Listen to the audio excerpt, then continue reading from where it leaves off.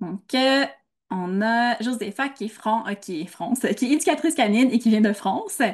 On a Sandrine qui n'est qu'une simple propriétaire, donc c'est déjà bien. On a Linka qui est aussi une étudiante avec nous dans nos programmes professionnels, qui vient du Québec, qui est éducatrice canine, bien entendu. On a Cathy qui vient de Saint-Jérôme et qui est propriétaire d'un berger Shetland. On a Sylvie qui vient de Suisse et qui est monitrice en comportement canin. Parmi les réponses, j'avais vu quelques petites réponses par rapport au comportement canin. Il y a certaines personnes qui avaient mentionné qu'un chien, par exemple, peut désobéir dans un contexte où il serait stressé, s'il est malade aussi, par exemple. Je pense que définitivement, ce sont des bonnes réponses. On a Sandrine qui mentionne que son chien a tendance à être très distraite par son environnement, par les odeurs et qu'elle paraît soudainement sourde à l'extérieur. Elle a une écoute sélective, entre guillemets. Donc, on va pouvoir regarder différents éléments aujourd'hui, mais aujourd'hui spécifiquement, on va se concentrer sur tout ce qui a rapport à la communication, c'est-à-dire comment on donne nos demandes, nos signaux, nos commandes, ben à ce moment-là, on va regarder qu'est-ce qu'on peut faire pour que ça soit le plus clair possible pour notre chien. Il y a Nicole qui mentionne à quel point les odeurs dans l'environnement peuvent être une grosse distraction et influencer le comportement de nos chiens. Donc, bien évidemment, comme Julie le mentionne, mais si on a un environnement qui est beaucoup plus motivant que la récompense utilisée, en effet, il y a de grandes chances, notre chien n'a pas beaucoup d'entraînement, mais qu'il soit déconcentré et qu'il fasse d'autres choix que celui d'écouter qu'est-ce qu'on lui demande. Je vais afficher la présentation et ça sera pas bien long. Je vais juste mettre tout en place pour être en mesure de présenter. Et voilà. Donc, pour ceux qui ne me connaissent pas, je m'appelle Simone Raffa, j'entraîne des chiens depuis plus d'une dizaine d'années. Pour ceux qui connaissaient avant l'entreprise, elle s'appelait Demain de Maître et elle a été renommée Évolution Canine. Au fil des années, j'ai fait beaucoup de formations en comportement canin. Ça fait aussi beaucoup d'années que j'offre des formations pour les propriétaires de chiens, mais aussi pour les professionnels. Je me suis spécialisée au niveau des cas d'agression et de réactivité. Mais pour ceux qui me connaissent un peu plus, vous savez que qu'est-ce que je pratique aussi? Ben, c'est certaines formes d'obéissance de compétition. Donc, c'est vraiment un contexte dans lequel le chien doit, être, entre guillemets, obéissant, mais aussi très, très attentif et très motivé. Aujourd'hui, justement, je vais vous montrer des vidéos qui vont pouvoir vous montrer à quel point certains exercices peuvent être difficiles ou moins difficiles pour un chien en fonction des signaux qui sont utilisés. Et les signaux qu'on utilise, c'est pas simplement les signaux qui sont verbaux, c'est-à-dire qu'est-ce qui sort de notre bouche, les mots qu'on utilise, c'est aussi tout le reste de notre langage qui est non-verbal. Aujourd'hui, qu'est-ce qu'on va voir? Ben, premièrement, comment repenser la désobéissance? Est-ce que ça pourrait être simplement un enjeu de communication? On va voir comment notre propre attention vient générer des réponses, des comportements qui sont différents chez nos chiens. On va voir aussi comment donner des signaux qui sont efficaces. On va voir aussi par la suite comment bien séquencer nos signaux et finalement, comment s'adapter à différents types de chiens. Donc, bien évidemment, c'est une formation qui aurait pu être sur plusieurs jours, mais on doit condenser les données qu'on a sur une heure dans le cadre de la conférence. Donc, ça va être un petit peu plus court, mais par contre, il va vraiment avoir des outils pratiques, des vidéos, bref, j'imagine que vous allez bien vous amuser. Premièrement, la désobéissance, est-ce que c'est vraiment que le chien ne veut pas nous écouter? Est-ce que c'est vraiment une question de manque de volonté, de discipline? Est-ce que c'est, par exemple, le fait que notre chien veut nous affronter personnellement? Dans les faits, c'est pas vraiment le cas. Donc, c'est-à-dire que souvent, on oublie que les chiens ont tendance, comme tous les êtres vivants, mais à être des êtres égoïstes qui vont faire des choses, produire des comportements pour eux-mêmes. Et ça, c'est très normal, c'est-à-dire que dans la nature, ben, si on a un animal qui en écoute un autre au hasard et qui fait tout ce que l'autre lui demande, ben, probablement qu'il va perdre son énergie, qu'il ne pourra pas se nourrir convenablement, peut-être qu'il va perdre des opportunités, par exemple, pour pouvoir se reproduire. Bref, ben, ce qu'on demande à nos chiens, c'est un petit peu anormal. Ça ne veut pas dire que c'est pas nécessaire en société. Ça ne veut pas dire que ça peut pas non plus être plaisant pour le chien dans un contexte d'entraînement. Mais bref, il faut se dire que c'est pas quelque chose qui, à la base, est naturel. Donc, aujourd'hui, qu'est-ce que je vais vous montrer? Ben, c'est quelques données, quelques études scientifiques qui nous montrent un peu comment, justement, ben, l'attention humaine, comment nos signaux et aussi comment l'ordre de nos signaux vient influencer à quel point nos animaux sont en mesure de bien nous comprendre. Donc, ici, on va voir à quel point, justement, ben, nos chiens sont plus ou moins obéissants en fonction de certains types de signaux qui sont très, très bien définis. Donc, au final, le problème, c'est pas toujours le chien. Donc, j'aime pas non plus la philosophie qui met tout sur la faute de l'humain et du propriétaire, étant donné que ben, souvent, c'est hyper culpabilisant.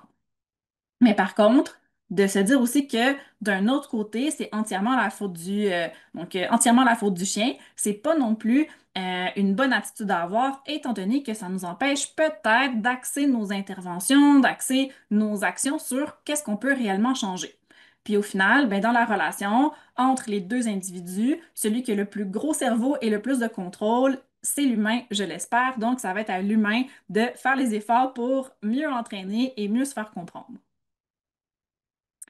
Donc, j'aimerais que vous pensiez aux questions suivantes. Donc, d'après vous, comment votre niveau d'attention affecte-t-il les comportements de votre chien? Et par comportement, qu'est-ce que je veux dire? C'est si vous demandez quelque chose à votre chien, à quel point, si vous êtes en train de le regarder ou non, si vous êtes, par exemple, penché vers lui ou non, à quel point vous maintenez la communication visuelle va venir influencer ses comportements.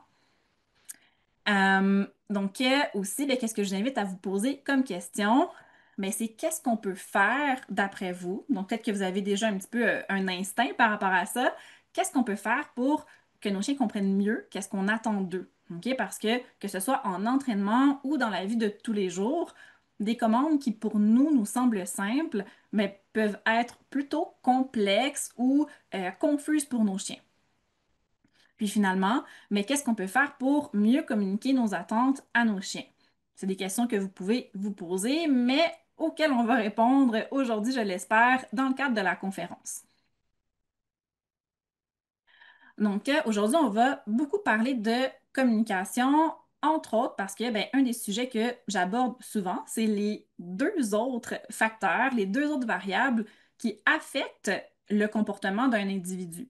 C'est-à-dire que, par exemple, si je demande un assis, un couché, un reste, le fait de marcher en laisse sans tirer ou de revenir à mon appel à un chien, mais il y a plusieurs variables qui vont venir affecter son comportement, qui vont venir en quelque sorte prédire si mon chien a des chances de faire ce que je lui demande ou non. Une de ces grandes variables-là, ça serait la variable de la motivation. Donc, qu'est-ce que ça apporte à l'individu de produire ce comportement-là? Donc, évidemment, mais si on a un chien qui est pas motivé, à produire un comportement qui sait que ça ne sera pas à son avantage et risque fort probablement de ne pas nous écouter. C'est 100% normal. Donc, si par exemple, vous avez tendance, chaque fois que vous allez au parc canin, à rappeler votre chien une seule fois et à le rappeler pour sortir du parc canin, mais très rapidement, votre chien va comprendre que le rappel égale l'arrêt de la séance de jeu. Donc, à ce moment-là, mais c'est possible que vous ayez très bien communiqué le mot de rappel, c'est possible qu'il l'ait entendu, c'est possible qu'il sache aussi revenir vers vous, c'est-à-dire l'aspect de la compétence, mais par contre, il n'est pas motivé à le faire. Par la suite, on va avoir l'aspect de la compétence, c'est-à-dire est-ce que notre chien sait produire le comportement qu'on lui demande? Est-ce qu'il est en mesure de le faire? Et ça, grâce à un entraînement préalable. Donc, par exemple, ben, si on demande à un chien de faire un backflip, c'est pas tout simplement parce qu'on lui a demandé, et ce, même s'il est motivé, qu'il va être en mesure de le faire. Si l'animal n'a pas la compétence pour le faire, ben, peu importe c'est quoi les autres circonstances, c'est fort probable qu'il ne sera pas en mesure de produire un backflip, de sauter par-dessus une flaque d'eau sur commande ou peu importe. Donc ça, c'est aussi important au préalable, mais de vraiment entraîner les comportements qu'on veut. Donc par exemple, que ce soit en guidant notre chien avec une récompense, avec un signal gestuel, et par la suite en lui apprenant un signal vocal. Si ça, c'est pas fait, ben c'est normal par la suite que notre animal ait de la difficulté à nous écouter. Aussi, mais qu'est-ce qui est important à comprendre, c'est que en fonction de différents environnements, ben c'est possible que notre chien ne comprenne plus que une commande qu'il est en mesure de faire dans un autre environnement, par exemple la cuisine ou le salon, mais qui est plus en mesure de le faire maintenant. Donc à ce moment-là, ben, c'est important de aussi généraliser, c'est-à-dire de pratiquer dans différents environnements qu'est-ce qu'on demande à notre chien. Autrement, il va avoir de la difficulté étant donné qu'il va beaucoup associer ce qu'il va avoir appris au contexte dans lequel il l'a appris. Et finalement, bon, on a l'aspect de la communication, c'est-à-dire comment, ben, nous, à titre d'humain, mais comment on vient transmettre l'information à notre chien?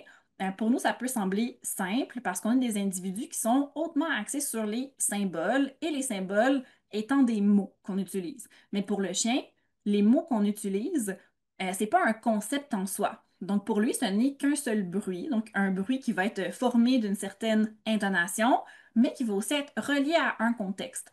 C'est-à-dire que ben, si notre chien on l'a toujours entraîné, puis qu'on a toujours eu tendance à le regarder, à être penché vers lui, ce qui n'est pas mal en soi.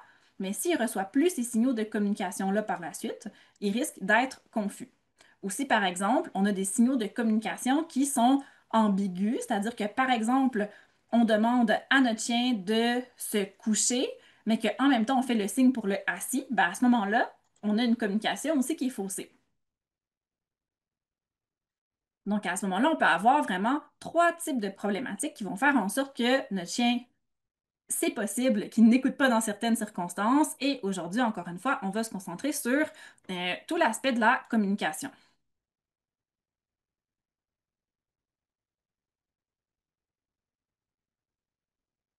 Donc, il y a énormément d'études scientifiques qui sont réalisées chaque année sur les chiens. Donc, c'est vraiment un sujet d'étude qui est très populaire étant donné que ça nous permet de mieux comprendre la cognition humaine. Donc, les chiens sont des très bons prospects pour mieux nous comprendre nous-mêmes à titre d'humain. Donc, c'est pour ça qu'il y a énormément d'études si on s'intéresse un petit peu au sujet. Donc, il y a une étude aussi qui a été faite récemment, c'est-à-dire en 2021, puis qui a exploré comment les chiens répondent donc aux communications humaines en fonction de leur lien avec l'humain.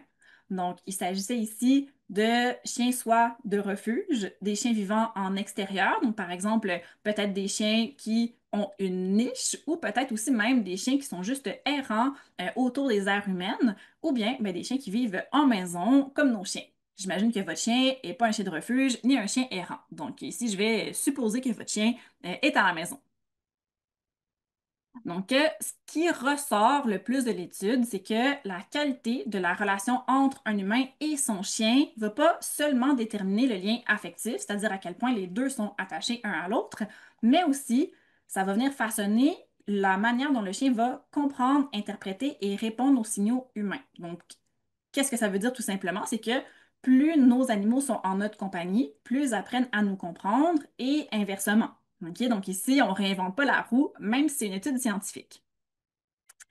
Donc, qu'est-ce qu'on peut voir dans l'étude? Et après ça, je vais montrer un petit graphique, c'est que ben, l'expérience sociale vient énormément influencer la communication canine. C'est assez impressionnant. Puis aussi, ben, qu'est-ce qu'on peut se dire, c'est que probablement que les chiens qui ont eu moins d'expérience de communication humaine, par exemple que ce soit un chien de refuge ou que ce soit un chiot, par exemple, mais c'est normal qu'il y ait plus tendance, entre guillemets, à moins bien écouter. Il y a probablement beaucoup d'autres raisons, mais une des raisons parmi toutes ces raisons-là, pourrait être aussi qu'ils n'ont tout simplement pas d'expérience, ils n'ont pas de traduction, ils n'ont pas de langue commune à utiliser avec nous. Donc à ce moment-là, ben, ça fait en sorte qu'ils vont avoir plus de difficultés à écouter. Parce qu'encore une fois, quand on demande une commande à notre chien, c'est pas simplement un mot, un symbole que notre chien a déjà appris ailleurs ou une fois, c'est vraiment en quelque sorte un bruit et un contexte. Et ça va être important de le reconnaître.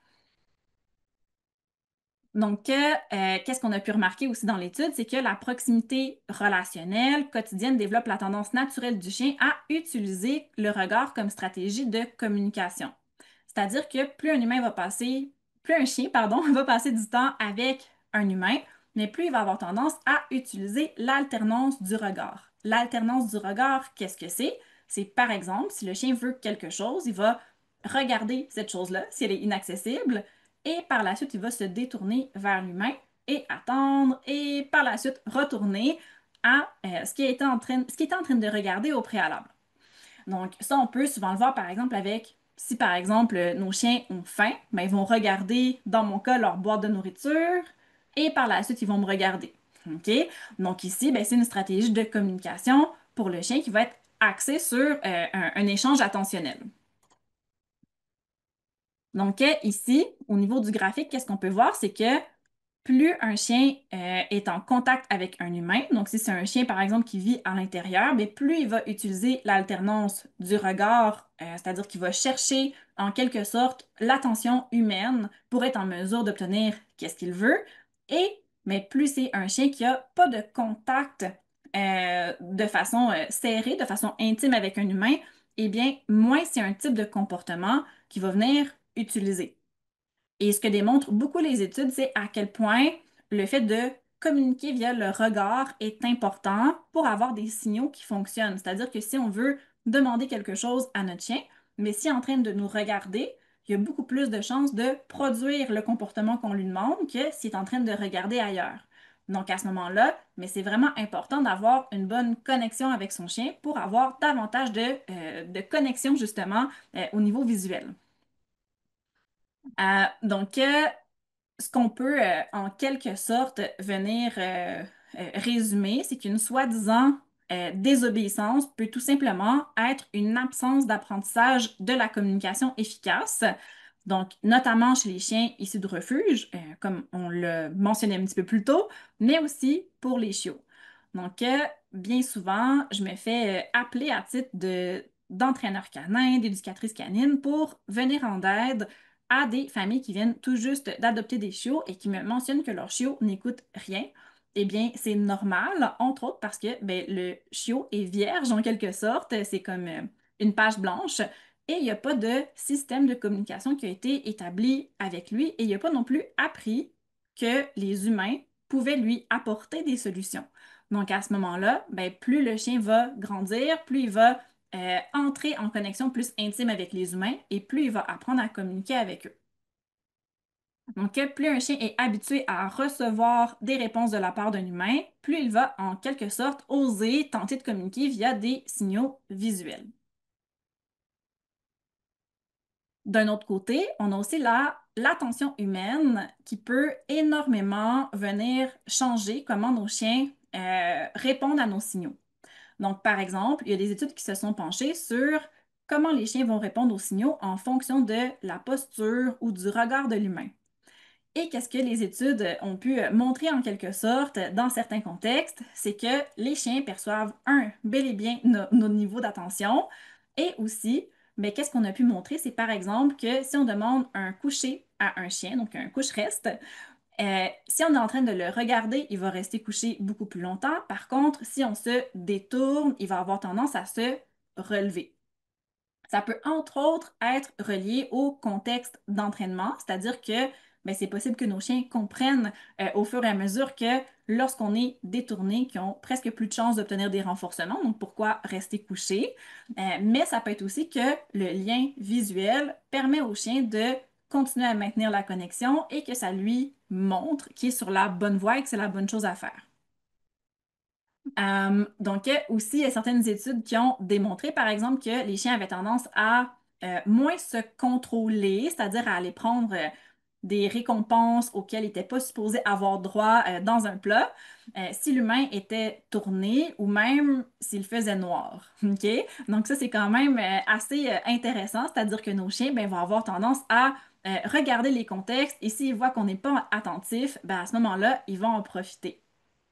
D'ailleurs, ça me fait un petit peu penser à pourquoi on conseille autant la gestion pour les chiens qui sautent sur les comptoirs. C'est que, oui, entre autres, on peut apprendre à un chien à ne pas mettre les pattes sur le comptoir, à descendre les pattes du comptoir, mais par contre, tout cet entraînement-là va aussi être dépendant de la surveillance de l'humain et de la présence de l'humain dans l'environnement. Une fois que l'humain n'est plus là, ben à ce moment-là, il y a de fortes chances que votre chien en profite et qu'il comprenne très rapidement que, hey, si l'humain n'est pas là, ben à ce moment-là, ça veut dire que je peux sauter sur le comptoir et obtenir qu'est-ce que je veux. Donc, c'est pour ça que personnellement, je vais beaucoup conseiller aux gens de tout simplement avoir un système avec des barrières pour en quelque sorte protéger les comptoirs, les tables ou peu importe, mais bref, de gérer l'environnement d'une façon ou d'une autre, étant donné que dès qu'on va avoir le dos tourné, il y a de fortes probabilités que notre chien essaie et qu'il comprenne que le système fonctionne quand l'humain n'est pas là. Donc, qu'est-ce qu'on a pu aussi noter au niveau des études scientifiques, c'est que la posture corporelle va énormément compter. Donc, par exemple, mais si on a tendance à orienter notre tête dans la direction de notre chien, donc notre regard aussi dans la direction de notre chien et notre corps, à ce moment-là, ben, on a plus de chances que notre chien nous écoute si on lui demande quelque chose. Donc, nos chiens, en quelque sorte, vont évaluer notre disponibilité globale pour interagir avec nous. Donc ici, pourquoi il y a une photo de main avec un téléphone cellulaire? Ben, c'est que si on est en train de se promener dans la rue avec notre chien, qu'on est distrait, qu'on est en train de, par exemple, répondre à un appel, de texter à quelqu'un, ben, au final, qu'on va demander quelque chose à notre chien, c'est possible qu'il y ait une interférence parce qu'on n'était pas assez nous-mêmes connectés et que ça fasse en sorte que notre chien ait du mal par la suite à répondre à notre demande, étant donné qu'ils sont vraiment hautement réceptifs à notre propre attention. Donc, si nous-mêmes, on n'est pas attentifs, nos chiens vont avoir de la difficulté à l'être eux-mêmes. Donc, des erreurs fréquentes à éviter, par exemple, si on donne un ordre ou une commande et qu'on regarde ailleurs, si on vient tourner le dos au chien ou si on vient manquer de cohérence corporelle. Par exemple, si on demande à notre chien, par exemple, de se coucher, mais qu'en même temps, on a une posture qui est totalement droite. OK? Pourquoi ça peut faire en sorte que notre chien va avoir plus de difficultés à se coucher? Ça ne fait pas en sorte qu'on est obligé pour toujours d'aider notre chien avec notre posture, mais bien souvent, lorsqu'on apprend à notre chien à se coucher, mais qu'est-ce qu'on fait? C'est qu'on se penche jusqu'au sol avec eux, on met notre main au sol avec des récompenses et le chien apprend à se coucher. Mais par la suite, quand on est en posture droite, c'est une posture qui est davantage équivalente à soit une demande d'attention ou à un assis. À ce moment-là, ben ça peut être conflictuel avec qu'est-ce qu'on demande au chien. On a une posture qui mentionne que c'est peut-être un autre signal qui a été donné, mais par contre, c'est un autre mot qui sort de notre bouche. Donc ça, c'est des petites choses qui peuvent faire en sorte que notre chien va avoir de la difficulté à écouter, étant donné qu'il perçoit pas bien les signaux qu'on lui envoie et qu'il est un petit peu confus. Donc, qu'est-ce qui était souvent noté dans les études, c'est que l'attention doit précéder et doit aussi accompagner la commande qu'on demande à notre chien. Donc, notre attention, premièrement, à titre d'humain, mais aussi l'attention du chien. Donc, c'est pour ça que c'est aussi important de montrer comme capacité fondamentale à nos chiens à être attentifs envers l'humain. Pourquoi? Parce que s'ils sont attentifs envers nous, c'est beaucoup plus facile par la suite de leur montrer un assis, un couché, de leur demander de marcher proche de nous. Pourquoi? Parce qu'à la base, ben, ils vont être un peu plus connectés, donc on va leur demander certains comportements, mais ça va être plus facile pour eux de nous écouter étant donné qu'ils sont déjà focalisés un peu sur nous.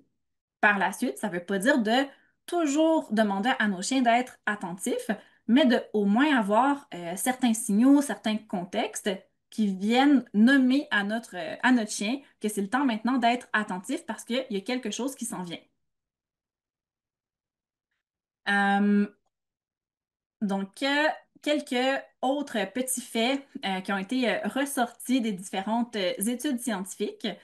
C'est entre autres que les chiens vont être plus obéissants et plus enclins à coopérer lorsque les humains les regardent directement.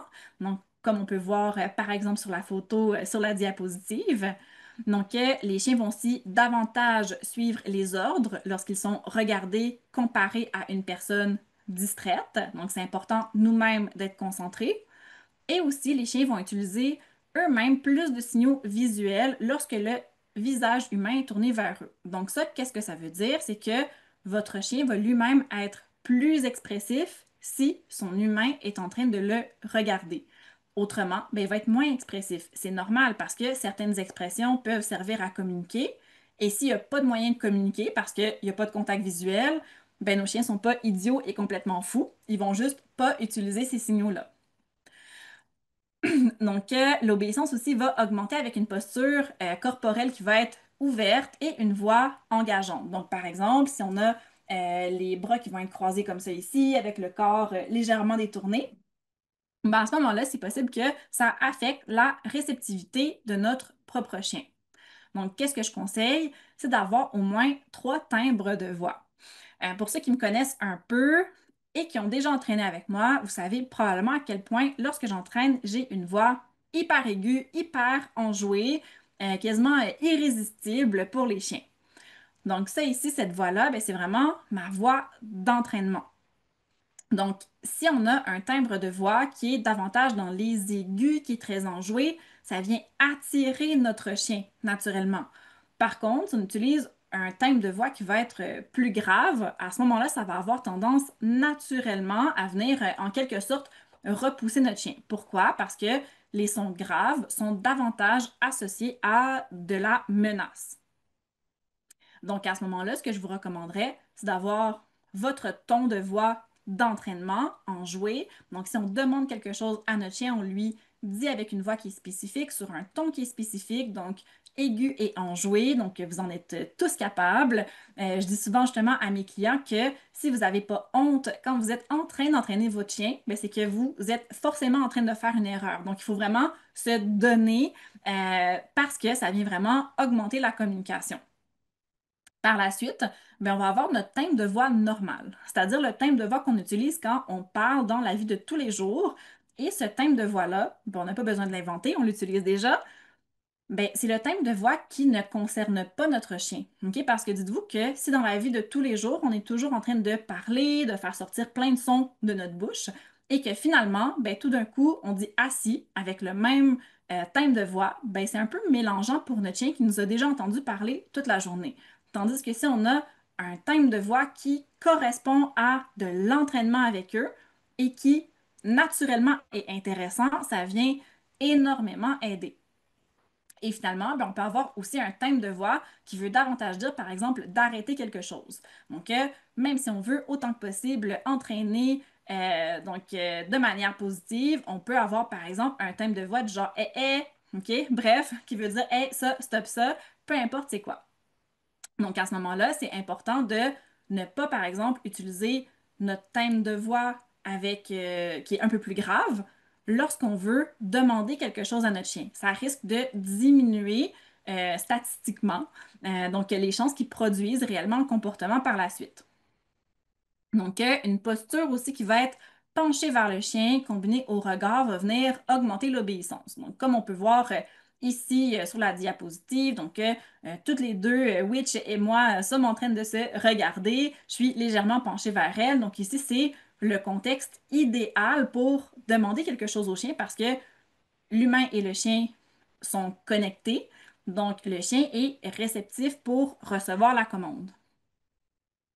Donc, et aussi, qu'est-ce qu'on a pu voir dans les études scientifiques, c'est que le regard prolongé de l'humain vient déclencher des comportements de demande chez le chien. Donc, on peut facilement s'imaginer avoir notre chien qui est à côté de nous. Et si on le regarde pendant quelques secondes, mais souvent, ils vont se relever. Ok? S'ils étaient couchés, ils vont venir proche de nous, nous donner des coups de patte. Donc, il pourrait avoir plein de comportements de demande d'attention ou d'interaction par la suite. Donc, ils ont perçu que notre regard, ben, ça veut dire qu'on est disponible maintenant pour s'occuper d'eux. Donc, maintenant aussi, qu'est-ce qui est important de comprendre, c'est à quel point qu'est-ce qu'on demande à notre chien, c'est pas simplement des mots. Eux, ils ne comprennent pas les mots, ils comprennent les bruits que ça fait. OK? Donc, c'est pour ça, entre autres, que, par exemple, mais si mon copain essaie d'entraîner mes chiens, bien souvent, ils vont pas l'écouter. Il peut y avoir plein de raisons pour ça, mais une des raisons, c'est le timbre de voix et comment la commande est dite. Par exemple, ben, si je demande à une de mes chiens de se coucher, ben, je pourrais dire couche. Donc, à ce moment-là, ben, ça serait peut-être très différent de qu'est-ce que mon copain, lui, pourrait demander. Le mot, donc le symbole, va être le même, mais dans les faits, qu'est-ce que le chien entend, c'est très différent. Et le chien, lui, ne reconnaît pas les symboles. Donc, dans les différents signaux, dans les différentes variables de chaque signal, on pourra avoir définitivement la voix, par la suite l'intonation au niveau de la voix, donc, il y a certains signaux aussi qui peuvent être tactiles ou physiques. Par exemple, si vous demandez à votre chien de s'asseoir pour le relâcher par la suite pour qu'il puisse aller courir en liberté, mais quand il sent la tension sur le collier et le relâchement, pour la plupart des chiens, c'est un signal tactile qui veut dire maintenant tu peux t'en aller. OK? Donc, tu peux aller te promener en liberté. Donc, il va aussi avoir les expressions faciales qu'on utilise. Donc, les chiens peuvent reconnaître les expressions faciales des humains. Donc, plus ils vont être intimes avec eux, plus donc on va créer une relation avec nos chiens, mais plus ils vont comprendre justement nos expressions faciales. Donc, les chiens aussi vont être très, très, très, donc, ils vont avoir tendance à davantage écouter les gestes plutôt que la voix. Donc, étant donné que les mots qu'on utilise, bien souvent, vont soit changer en termes de timbre, d'intensité, bien, c'est possible que ça soit moins bien compris par nos chiens. Par contre, les gestes vont être beaucoup mieux compris par nos chiens, souvent parce qu'ils vont être beaucoup plus fiables. Donc, par exemple, on pourrait demander à notre chien de s'asseoir avec la main vers le haut, et de façon générale, ça fonctionne beaucoup mieux que de dire assis, en simple terme statistique.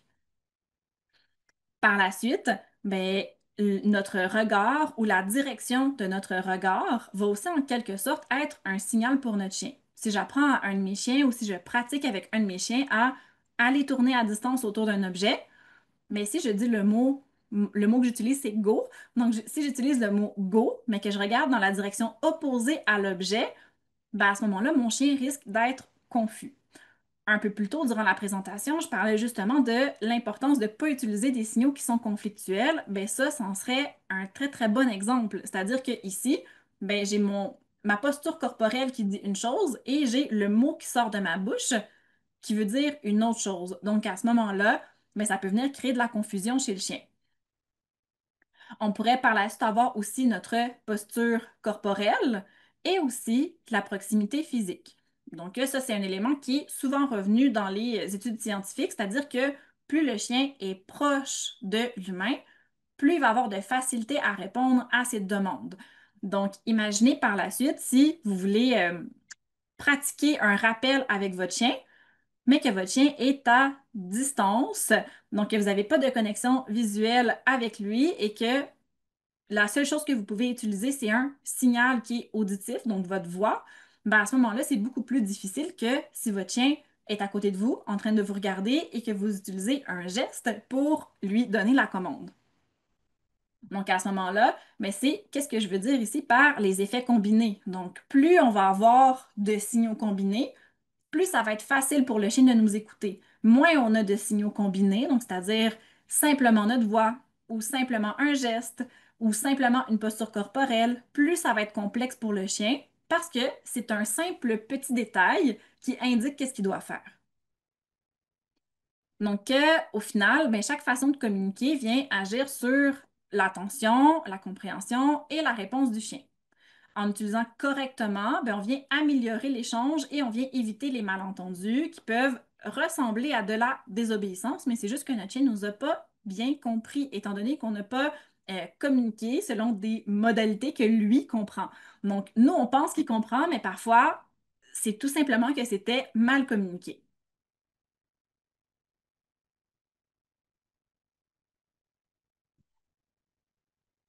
Donc ici, je vais vous montrer un exemple de commande que j'étais en train de pratiquer avec un de mes chiens, donc avec Witch. Et ici, ben, l'exercice, c'est de courir en avant, OK? Donc, d'aller tout droit en flèche vers un jouet qui est caché. Et lorsque je dis la commande couche, alors que mon chien est en plein mouvement, ben, elle doit se coucher. Donc ici, je vais partir la vidéo.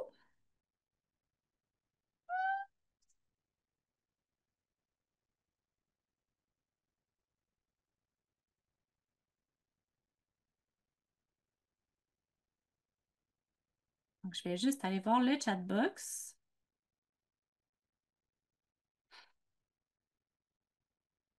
OK. Donc, pour les questions, je vais y répondre à la toute fin. Donc, j'ai vu qu'il y avait quelques petites questions sur l'intonation, sur la voix, sur qu'est-ce que les chiens peuvent entendre. Donc, ici, ben, pourquoi c'est un exercice qui est difficile? Ben, c'est parce que les deux seuls éléments que j'ai pour m'aider, c'est ma voix et l'intonation de ma voix. OK? Je suis persuadée que si je disais couche avec ma voix normale, la voix que j'utilise pour parler à un humain, c'est-à-dire couche, ben, que mon chien se coucherait pas. Donc ici, il y a aussi l'intonation qui vient aider, ainsi que le fait d'entendre ma voix. Parce que mon chien est capable de percevoir que si je parle à un humain, que c'est la voix de Simone, mais par contre, l'intonation vient ajouter une indication comme quoi, OK, si elle est en train de parler, ça ici, ce mot-là, ça c'est pour toi.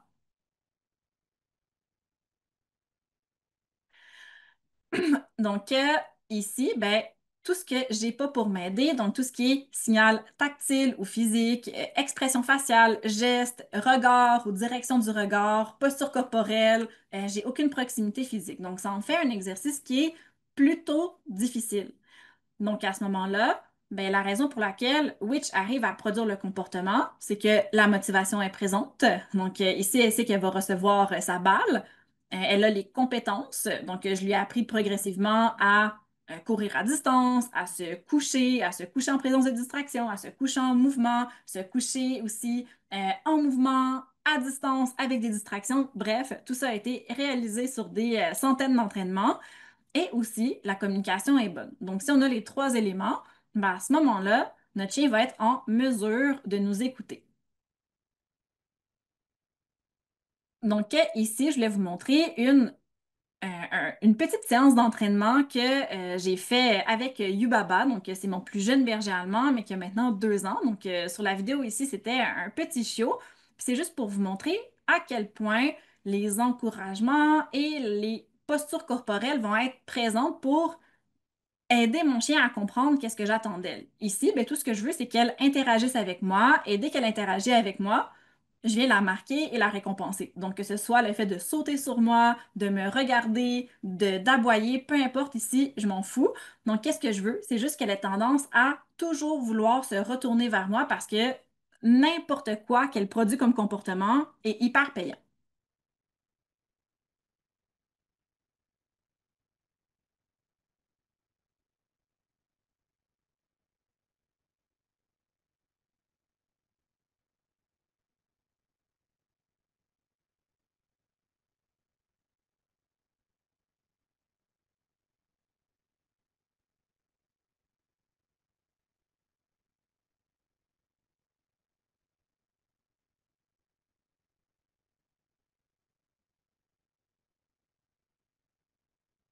Donc ici, qu'est-ce qu'on peut voir, c'est que ben, je suis en train de la regarder, j'ai une posture qui est engageante, je suis tournée vers elle. Ici, j'utilise un thème de voix qui va être aigu. Donc, ces différents éléments-là combinés, ainsi que les expressions faciales, ben, vont faire en sorte que ça va faciliter le contexte pour que mon chien comprenne que, ah, OK, ben, c'est le temps d'interagir avec maman. Donc ici, la raison pour laquelle je fais ce genre d'entraînement-là, c'est parce que je fais aussi de l'obéissance de compétition et on veut des chiens qui sont très, très, très motivés, OK? Parce que on va avoir par la suite des routines à faire où le chien ne sera pas payé, il va avoir aucune récompense pendant 10 ou 15 minutes. Donc à ce moment-là, on veut vraiment que le chien ait développé la compétence à continuer à travailler malgré l'adversité et aussi à être très motivé. Donc, ici, quelques éléments à comprendre au niveau de comment les chiens perçoivent les expressions humaines, mais aussi comment ils voient leur environnement. Donc, premièrement, si on se réfère au petit diagramme, au petit dessin du haut, ben ici, qu'est-ce qu'on peut voir, c'est comment l'humain voit les choses, donc c'est-à-dire quel est le champ de vision de l'humain versus quel est le champ de vision du chien. Donc, ça ici, ce qui est derrière notre tête, c'est tout notre champ mort. Tandis que les chiens, ben, leur champ mort, dans lequel ils ne voient absolument rien, ben, il est vraiment plus limité. Si on prenait un animal de proie comme un cheval, probablement que le champ mort sera encore plus limité. Pourquoi? Tout simplement parce qu'au niveau évolutif, vaut mieux peut-être avoir une vision un peu plus floue, mais pouvoir tout voir autour pour éviter les prédateurs, tandis que ben, si on est un prédateur, on va avoir une bonne vision pour être en mesure de percevoir les éléments qui sont devant nous pour pouvoir avoir plus de nuances dans qu'est-ce qu'on perçoit. Donc ça ici, qu'est-ce que ça peut nous montrer? C'est que par exemple, ben, si on fait un geste à notre chien, même s'il n'est pas en train de directement nous regarder, c'est quand même possible qu'il puisse le percevoir. Le fait qu'il soit complètement détourné vers nous, c'est vraiment mieux parce que c'est exactement dans ce champ de vision-là que le chien va pouvoir mieux percevoir les détails. Donc, s'il est tourné vers nous, ben à ce moment-là, il est dans le bon champ pour pouvoir percevoir adéquatement, avec le plus de détails possible, qu'est-ce qu'on lui demande. Par contre, ben, si on est soit derrière lui et qu'on fait un geste, j'imagine que vous en doutiez intuitivement, vous n'êtes pas idiot, bien évidemment qu'il ne va pas le voir. Donc à ce moment-là, ben, ça va définitivement être mieux d'utiliser une commande vocale. Par contre, ben, si on est sur le côté ici, c'est quand même possible qu'il puisse très bien percevoir qu'est-ce qu'on lui demande. Donc, par la suite, ben, ici, il y avait une étude qui a été réalisée sur quels détails les chiens se focalisent chez les expressions canines et humaines. Et qu'est-ce qu'on peut voir, c'est que ben, lorsque, par exemple, un chien ou un humain a une expression qui est menaçante, qui est plaisante ou qui est neutre, ben, le chien va venir analyser de façon plus profonde certaines parties du visage du chien ou de l'humain. Donc, ça veut dire qu'ils ne voient pas notre visage comme un seul élément. Donc, ils perçoivent bien qu'on a, par exemple, des yeux, un nez, une bouche, et ils vont se fier sur les modulations pour s'adapter en conséquence. Donc, leur réaction va dépendre de l'émotion qu'ils vont percevoir chez nous. Donc, par exemple, si on est en train de sourire ou si on a l'air plus fâché, et de l'importance que ça a pour eux. Et qu'est-ce qu'on veut dire par importance? Ben, c'est que si, par exemple, ben, on prend un air fâché, mais que cet air fâché-là ben, n'équivaut jamais à une sanction, à une punition ou à une conséquence, ben, c'est possible que votre chien ne soit pas effrayé. Par contre, ben, si vous avez l'air fâché et que par la suite, une sanction est possible, ben là, c'est possible que définitivement que votre chien ait tendance à s'écarter, à aller plus loin, à être un peu plus inhibé. Donc, le conditionnement au fur et à mesure du contact avec l'humain est aussi important. Donc, les chiens ne vont pas tout simplement se concentrer sur, par exemple, les yeux ou la bouche, mais ils viennent vraiment analyser l'ensemble de notre visage pour comprendre c'est quoi les signaux qu'on est en train d'envoyer. Donc, peut-être que nous-mêmes, on devrait en tirer des leçons. C'est-à-dire que bien souvent, ben, il y a des propriétaires de chiens qui vont me dire, ou même mon copain qui va me dire, ah ben, si un chien est en train de remuer la queue, ben, ça veut dire qu'il est heureux. OK, par exemple, ben, à ce moment-là, c'est toujours important d'analyser le langage d'un chien comme les chiens le feraient avec nous, c'est-à-dire dans leur contexte et pas simplement avec un élément. Donc, c'est-à-dire ici que si on a un chien qui remue la queue, mais que par contre que la queue est très raide et très haute montée au niveau du dos, que tout le corps du chien est très très raide, que sa bouche est fermée, qu'il est en train de fixer dans une direction avec les oreilles par devant, la tête montée, le torse bombé, ben probablement que ça veut dire que le chien a davantage une posture qui est menaçante. À ce moment-là, ben peut-être qu'il est davantage en colère ou effrayé, mais de manière un petit peu plus proactive. Bref, peut-être que les chiens ont eux aussi à nous apprendre sur la communication interespèces et même à la communication entre humains pour mieux comprendre à quel point le contexte est important dans une communication. Donc, si on a l'air heureux, mais que par contre on n'est pas tourné vers notre chien, ben, il va probablement comprendre que ça ne s'adresse pas à lui. Par contre, si on sourit, qu'on a un ton de voix enjoué et qu'on est tourné vers lui, ben, tous ces éléments-là lui montrent que c'est à lui que ça s'adresse. Donc, Par la suite, mais comment venir séquencer les signaux qu'on vient donner à nos chiens? Parce que bien souvent, mais si on veut leur demander quelque chose, on utilise un moyen de perception quelconque pour faire en sorte qu'ils comprennent. Donc, ils ne vont pas simplement communiquer avec nous par la pensée, même si on aimerait ça. Donc, l'ordre optimal, selon une chercheuse, c'est que les chiens vont mieux réagir si on attire leur attention avant de donner l'ordre. Donc, si vous avez, par exemple, un chien, vous êtes en train de vous promener en laisse avec votre chien, il est en train de sentir, et finalement, ben, vous rencontrez quelqu'un que vous connaissez. Donc, à ce moment-là, pour pas qu'il saute sur la personne, vous lui demandez un assis. Mais votre chien était concentré ailleurs, il n'était pas en train de vous regarder, mais c'est possible alors que le mot assis passe en quelque sorte d'une oreille à l'autre, donc qui passe d'une oreille à l'autre sans entrer par la case cerveau, tout simplement parce que le chien n'était pas attentif à la base. Donc à ce moment-là, ben, peut-être qu'en venant ajouter un signal pour avoir en premier temps l'attention de notre chien et par la suite en lui demandant le assis, que ça va être plus facile ou qu'on va avoir plus de probabilité que notre chien nous écoute. Aussi, bien évidemment, mais ça va être important que notre chien sache c'est quoi le comportement assis et aussi qu'il soit motivé à le faire parce que quelque chose ça va lui rapporter quelque chose. Donc, ici, ben, qu'est-ce qu'on voit? C'est que les signaux qui sont ostentifs, c'est-à-dire les signaux qui visent à attirer l'attention, vont nous permettre premièrement d'avoir l'attention du chien, donc qu'il soit pleinement concentré sur nous, qu'il soit pleinement concentré sur tout ce qu'on dégage avec notre langage non verbal, et aussi, ben, ça va lui permettre d'analyser tout le reste du contexte avec notre visage.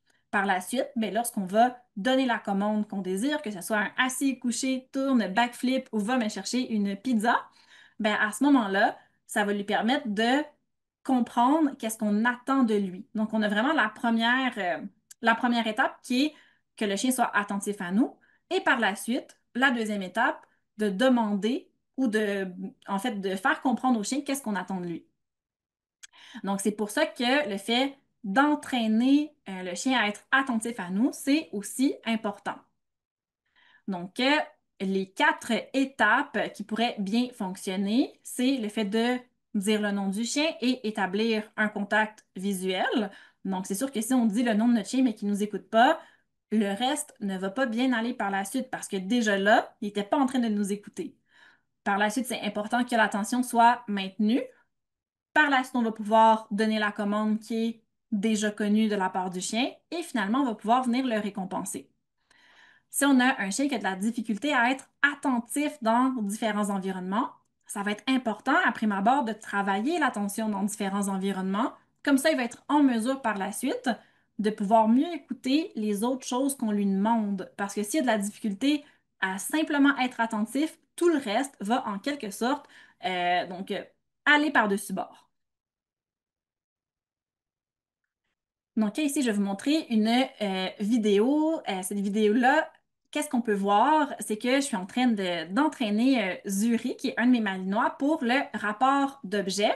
Donc, qu'est-ce que je fais? C'est que je lance l'objet et par la suite, je la tiens via le poitrail et le collier. Par la suite, ben, je vais la relâcher et elle va faire le reste de l'action. Donc, on va en discuter par la suite. Qu'est-ce que je vous invite à écrire dans le chat box? C'est quoi, selon vous, les différents signaux qui sont donnés à mon chien? Donc, c'est-à-dire, qu'est-ce que mon corps envoie? Qu'est-ce qui l'aide à accomplir le comportement? C'est quoi les autres signaux qui pourraient être perceptibles? Donc, ici, je vous invite à juste regarder parce que ce sont tous ces petits signaux-là qui viennent indiquer au chien que c'est le temps de produire ce comportement-là plutôt qu'un autre.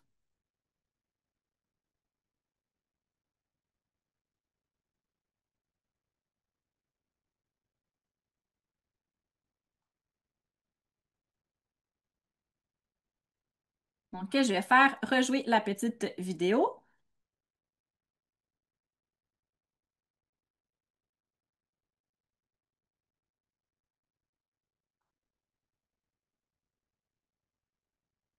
Donc, ici, je vais aller voir vos questions. Il y a Maud qui demande, le pug à mon ami a récemment perdu un œil. J'imagine que ça peut altérer l'engagement et la compréhension de son environnement et de son humain, mais à quel point? En fait, oui, ça peut être le cas. OK? Surtout pour tout ce qui va se dérouler à l'extérieur du champ de vision de l'œil perdu. Mais par contre, les chiens vont aussi être sensibles via l'ouïe, au niveau tactile, au niveau contextuel, en fonction aussi de qu'est-ce qu'ils perçoivent de notre posture, si évidemment on est dans son champ de vision.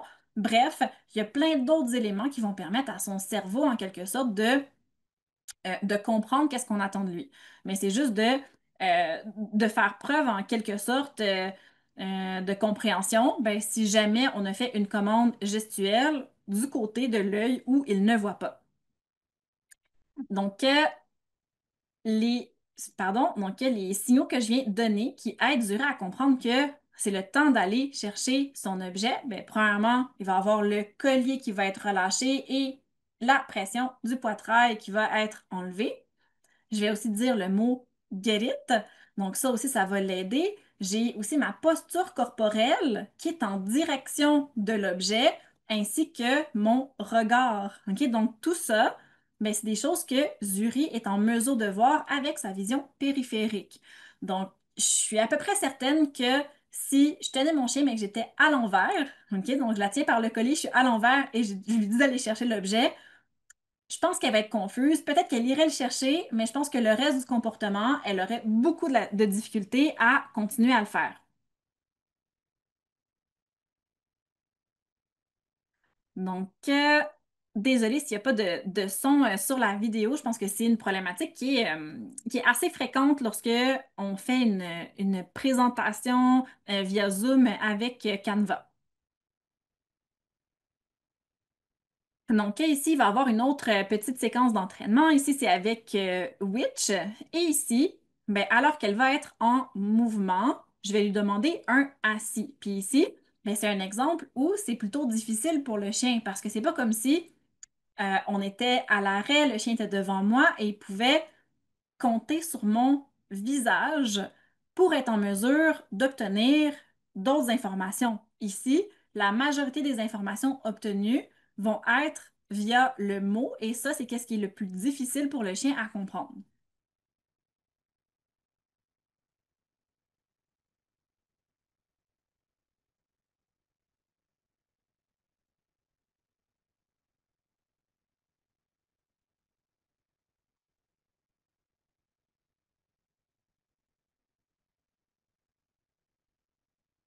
Donc, je vais faire rejouer la vidéo. Attends.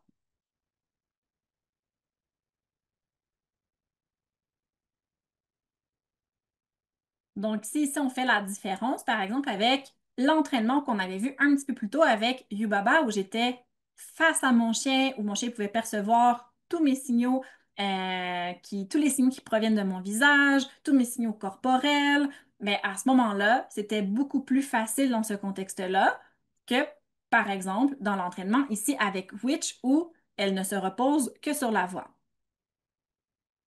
Donc, pour revenir un petit peu sur qu'est-ce qu'on avait vu jusqu'à maintenant, si surtout on entraîne un chien qui est un peu plus débutant ou qui a moins l'habitude d'être entraîné ou que vous êtes en train de réentraîner via le défi de 5 jours, ben, à ce moment-là, qu'est-ce qui est important? C'est premièrement ben, de demander le nom du chien, comme ça, il sait qu'on s'adresse à lui, qu'il se retourne vers nous. Par la suite, ben, d'avoir un geste, d'avoir peut-être aussi un signal vocal. Et qu'est-ce qui va aussi aider notre chien, c'est si on a un geste et si on a la voix. OK? Parce que ça va lui donner en quelque sorte deux signaux qui veulent dire la même chose. Donc, ça augmente les chances de nous écouter.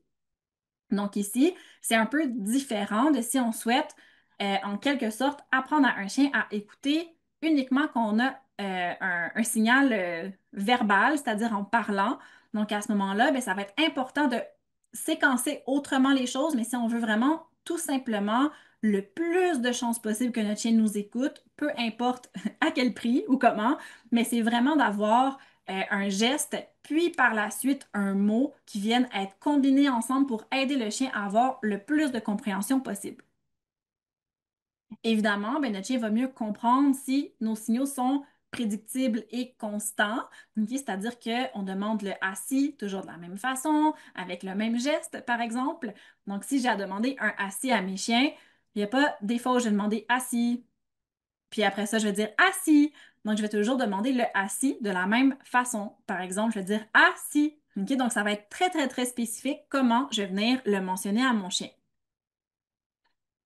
Donc, aussi, qu'est-ce qui est important de retenir, c'est que la fenêtre d'attention optimale chez la plupart des chiens qui ont peut-être un peu moins d'entraînement, ça va être de 2 à 5 secondes. Et ça, le contexte dans lequel ça vient s'exprimer et être important, c'est par exemple si on dit le nom de notre chien, ben on a environ un 2 à 5 secondes pour lui demander quelque chose. Après 15 secondes, 30 secondes ou 8 ans, ben il est peut-être un peu trop tard. Donc, qu'est-ce qu'on veut? C'est que la commande suive assez rapidement.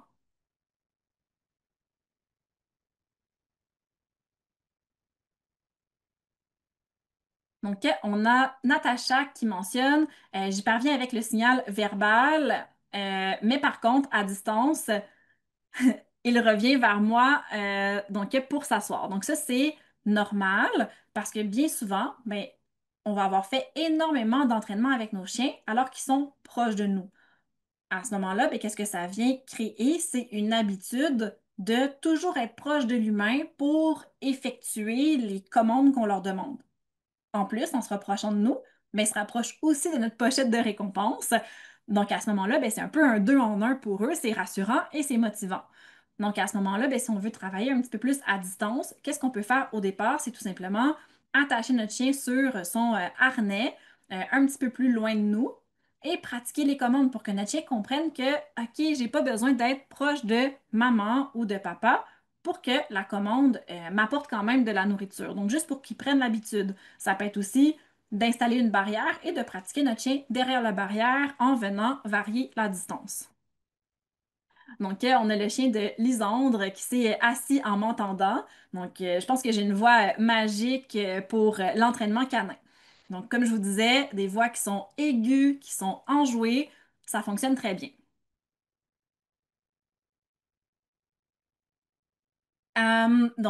Aussi, ben, ça va être important d'adapter la communication à chaque chien.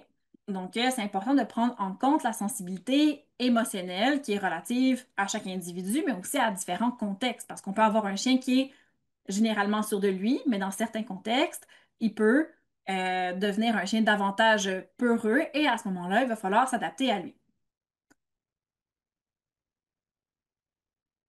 Donc, si on a un chien qui est anxieux ou stressé, ben, on va éviter les signaux qui sont trop brusques ou trop intrusifs.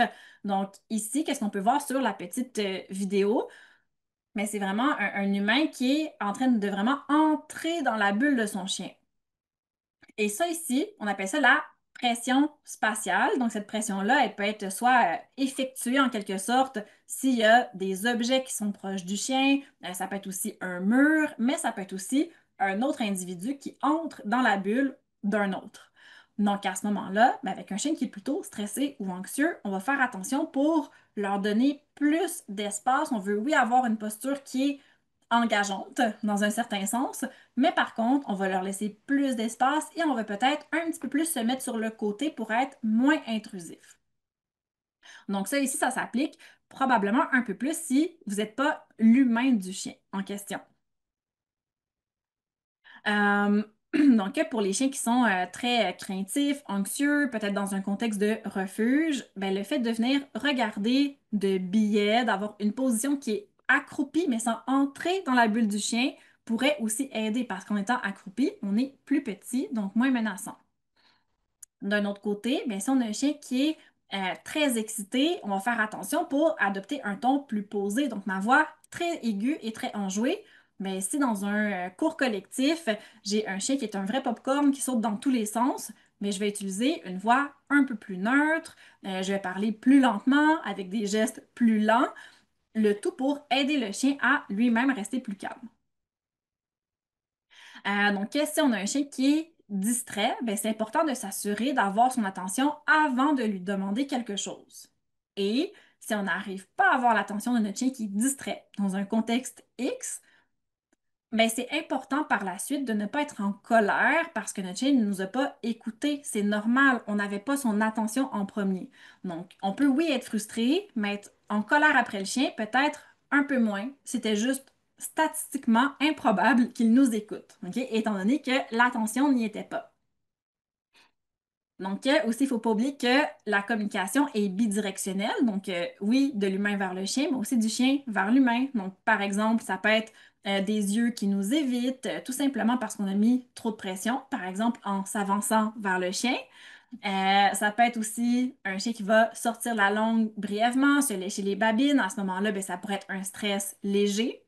Donc ça, je le vois souvent avec mes clients. Si par exemple, on fait des gestes brusques vers le chien sans que ça soit violent, juste le fait par exemple de faire des claquements de doigts proches du visage du chien pour avoir son attention. Mais souvent, ça peut être stressant pour nos chiens.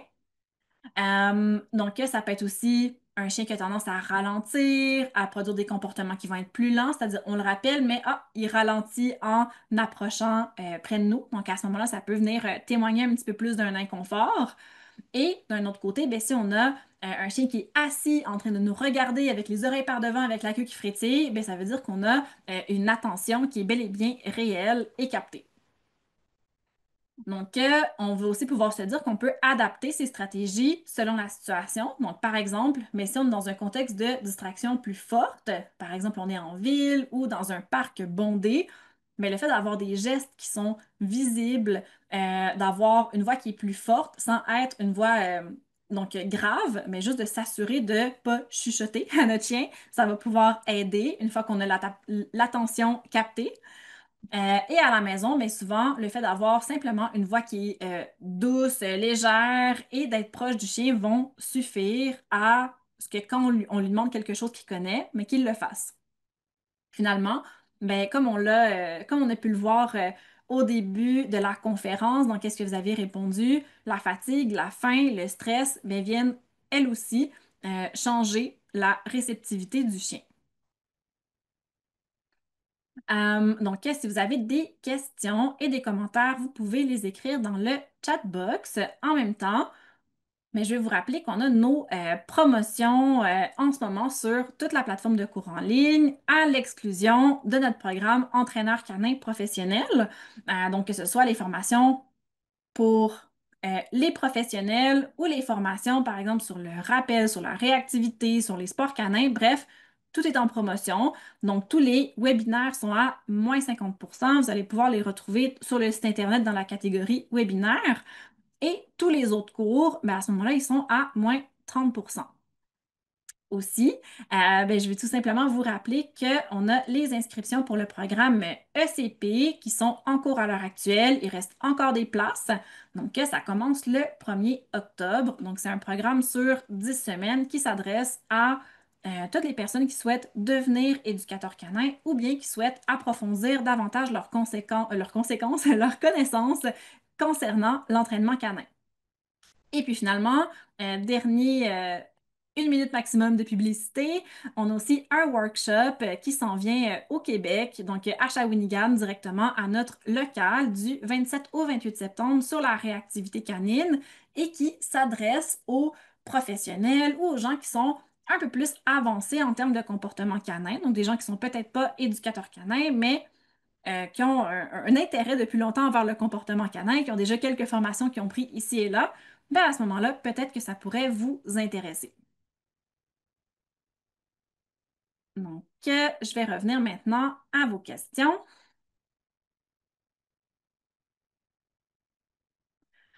Donc, n'oubliez pas de les écrire dans le chat box. Pendant ce temps-là, je vais faire un petit recap de qu'est-ce que j'ai pu manquer.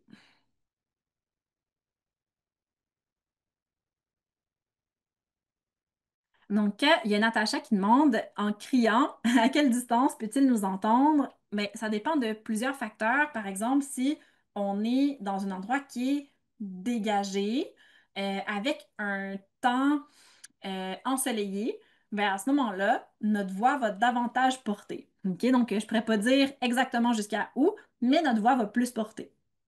Si par contre, c'est un temps qui est plus nuageux avec peut-être de la pluie, ben à ce moment-là, naturellement, notre voix, qui est une vibration, va porter moins loin. Ça peut aussi être influencé s'il y a des obstacles, par exemple des collines, des montagnes, des arbres. Bref, encore une fois, tout ce qui pourrait venir affecter la vibration de notre voix et faire en sorte qu'elle s'éteigne en quelque sorte en se fracassant contre des objets, peu importe quels ils sont. Donc, à ce moment-là, ben, pour avoir beaucoup plus de distance pour un rappel, qu'est-ce qu'on peut venir utiliser? C'est un sifflet qui généralement va très bien fonctionner. Et en plus d'avoir beaucoup de distance avec le sifflet, on va pouvoir venir le conditionner à part. Et le fait que ça soit un son exceptionnel que le chien entend jamais, sauf dans un cadre de rappel, souvent ça vient aider à avoir un rappel un petit peu plus rapide parce que c'est jamais utilisé autrement. Il y avait aussi une autre question qui était la suivante. Est-ce qu'on doit changer de tonalité avec un chien qui est vieillissant? Probablement que c'est pas une question de tonalité, mais de davantage utiliser les signaux qui sont soit tactiles ou qui sont gestuels. Donc, par signal tactile, ça pourrait être d'apprendre à notre chien que si on crée une légère tension sur la laisse, que ça veut dire de revenir vers nous. Ben ça, à ce moment-là, ben, peu importe l'état en quelque sorte des tympans de votre chien, les signaux tactiles vont toujours être reconnus. OK? Donc, ça peut être ça. Ça peut être aussi que le chien ben, soit en mesure de reconnaître les signaux gestuels, par exemple la main vers le haut pour le assis, la main vers le bas pour le coucher. Ça aussi, ça va pouvoir venir l'aider. Euh,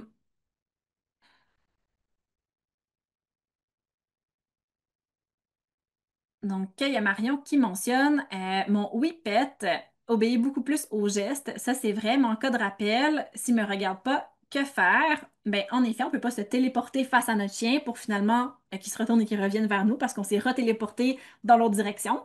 Donc, à ce moment-là, ben, il va falloir vraiment avoir une commande auditive qui va être très, très fiable pour notre chien. Et encore une fois, j'aurais tendance à reprendre l'entraînement du rappel, mais au lieu de la voix, je viendrais utiliser un sifflet, surtout si on a un chien qui a tendance à courir un petit peu plus loin. Pendant le temps d'entraînement aussi, je viendrais utiliser une longe, juste pour être certaine que mon chien fait toujours les bonnes associations et prend toujours les bons choix. C'est-à-dire qu'il ne choisit pas finalement, lorsqu'il entend le sifflet, mais d'aller vaquer à ses occupations.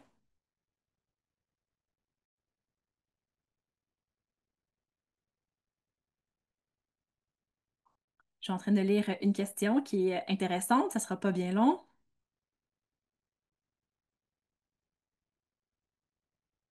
Donc, il y a Sandrine qui demande, est-ce qu'un chien peut justement utiliser la désobéissance pour attirer notre attention? J'ai l'impression que Velvet fait sciemment certaines bêtises en intérieur en notre présence, par exemple ronger le coin du mur, pour attirer notre attention si on ne s'occupe pas d'elle. Mais ça ici, c'est vraiment à différencier si, par exemple, un chien, si on lui a donné un signal et qu'il ne l'écoute pas, versus s'il décide de produire par lui-même des comportements qui seraient peut-être moins appropriés pour les humains. Donc ici, c'est deux contextes différents, mais je peux comprendre aussi pourquoi on l'appelle désobéissance. C'est parce que c'est pas dans les comportements que nous, on accepte. Mais c'est pas la même chose que le chien a entendu quelque chose et il ne le fait pas. OK? Mais la question est quand même une très bonne question et la réponse est oui, c'est-à-dire que ben, un chien peut très bien comprendre qu'en produisant certains comportements, par exemple en volant des objets, en rongeant des objets, en étant désagréable, ben, qu'au final, que les humains vont lui accorder de l'attention. Donc, qu'est-ce qui peut être bien à mettre en place comme stratégie? Ben, ça serait, par exemple, d'offrir plus de choses à mastiquer à notre chien. Donc, qu'est-ce que j'aime beaucoup acheter? Je ne sais pas si c'est disponible partout, mais ce sont des rotules de bœuf rôti.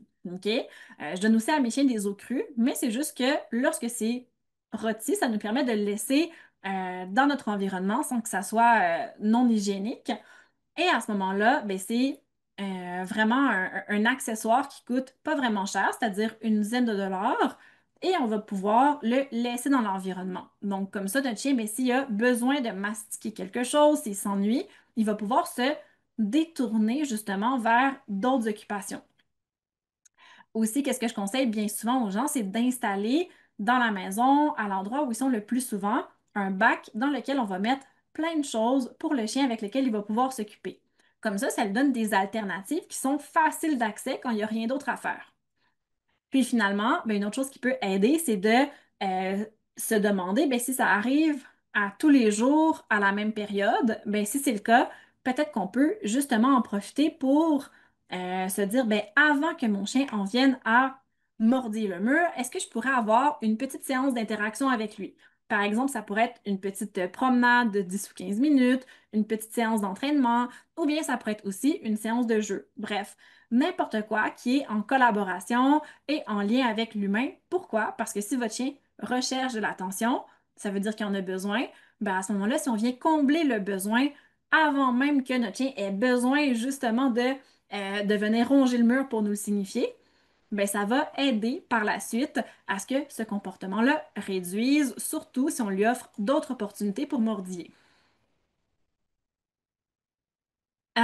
Donc, il y a Natacha qui demande, c'est quoi les formations pour apprendre le assis et le coucher à distance?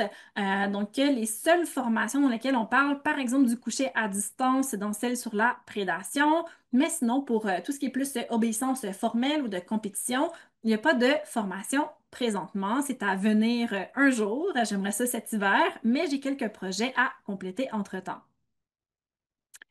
Euh,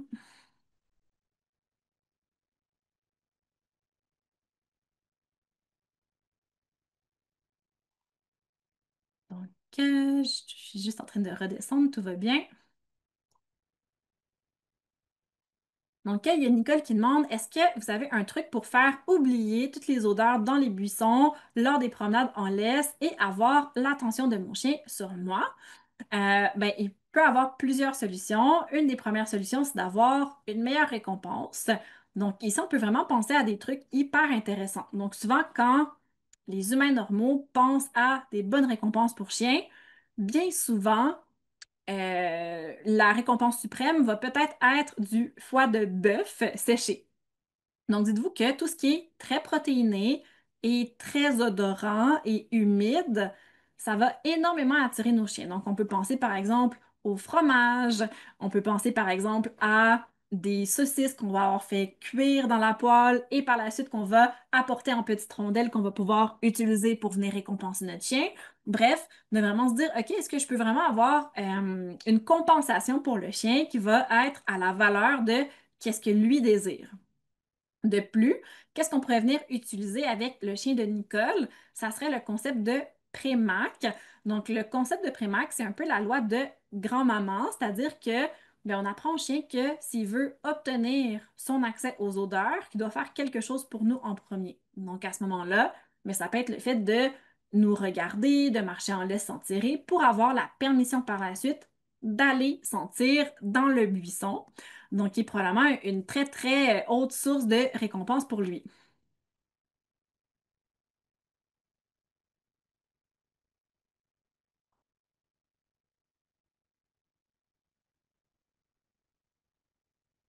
Donc, il y a Natacha qui demande, ça serait sympa, une formation sur les chiens primitifs. Ben, on en a une sur la plateforme de cours en ligne.